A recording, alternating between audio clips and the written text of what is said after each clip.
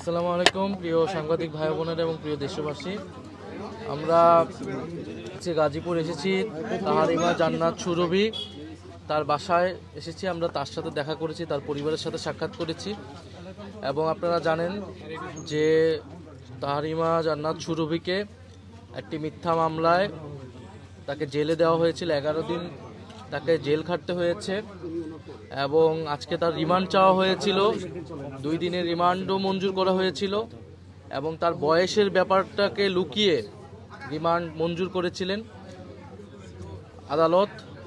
এবং পরবর্তীতে social media সহ আমাদের যারা জুলাই গণ অভ্যুত্থানের নেতাকর্মীরা রয়েছেন তারা এই বিষয়ে সরব প্রতিবাদ করেছেন।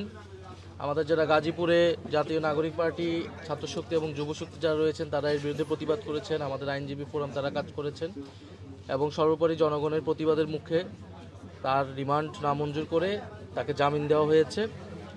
আমাদের এই বিষয়ে বক্তব্য হচ্ছে যে তাহারিমা জান্নাত সুরভি তিনি যদি কোনো অন্যায় করে থাকতেন, তিনি দেশের একজন নাগরিক হিসেবে যে আইনি এবং নাগরিক সুবিধা সুযোগ পাওয়ার কথা ছিল, তার যে অধিকার ছিল সেটা কিন্তু তিনি পাননি এবং স্পষ্টতই তার সাথে কোনো ন্যায় বিচার করা হয়নি।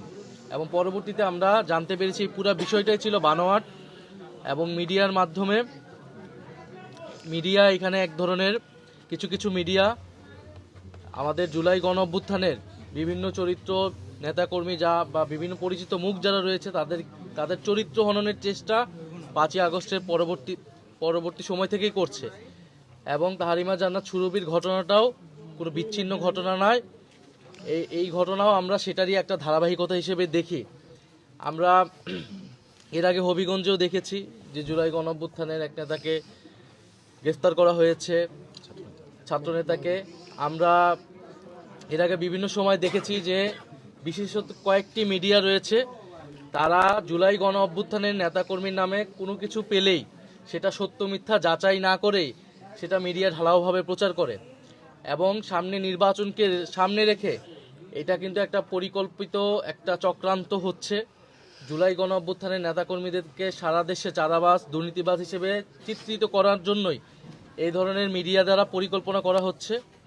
এবং এটা কিন্তু বাংলাদেশের জনগণ জানে 5ই আগস্টের পরে কারা চাঁদাবাজি করেছে, কারা দুর্নীতি করেছে, কারা জমি দখল করেছে। সেই ঘটনাকে লুকানোর জন্য, প্রকৃত চাঁদাবাজদেরকে লুকানোর জন্য জুলাই গণ অভ্যুত্থানের নেতাকর্মীদের উপরে এই ধরনের মিথ্যা দোষারোপ করার চেষ্টা করা হচ্ছে।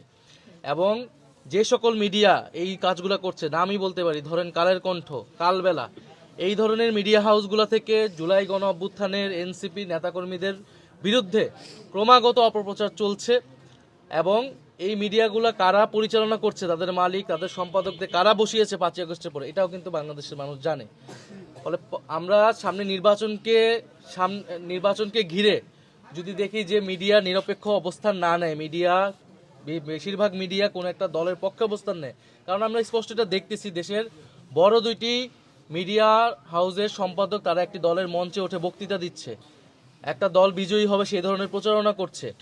একটা মিথ্যা জরিপ ছেড়ে এক ধরনের পরিস্থিতি তৈরি করা হচ্ছে যে নির্বাচনে যেই কারচুপি হবে, নির্বাচনে যেই ভোট ডাকাতি হওয়ার পরিকল্পনা করা হচ্ছে সেটাকে যাতে, সেই ফলাফলকে যাতে বৈধ হিসেবে দেওয়া ঘোষণা করতে পারে, এই ধরনের একটা পরিবেশ তৈরি করা হচ্ছে, বৈধতা আদায় করা হচ্ছে মিডিয়ার মাধ্যমে।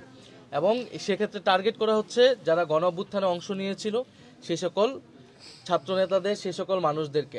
আমরা স্পষ্টভাবে বলতে চাই এ ধরনের পরিকল্পনা যারা করতেছে তারা সফল হবে না।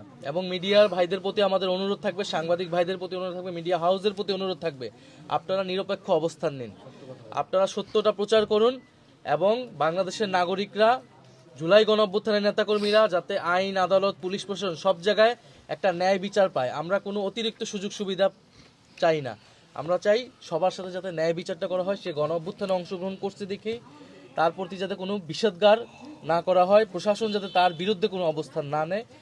আমরা চাই প্রকৃত ন্যায় বিচার এবং নিরপেক্ষতা তৈরি হোক, সেটা মিডিয়ার মাধ্যমে তৈরি হোক, সেটা পুলিশ প্রশাসন সব জায়গায় তৈরি হোক।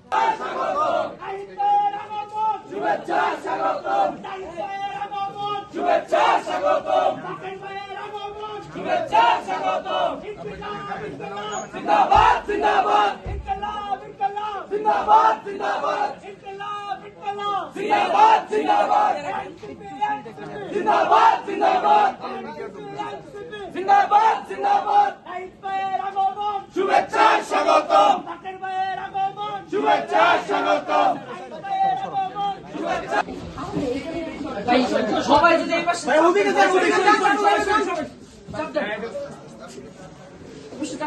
বাংলা করো না মাথাতে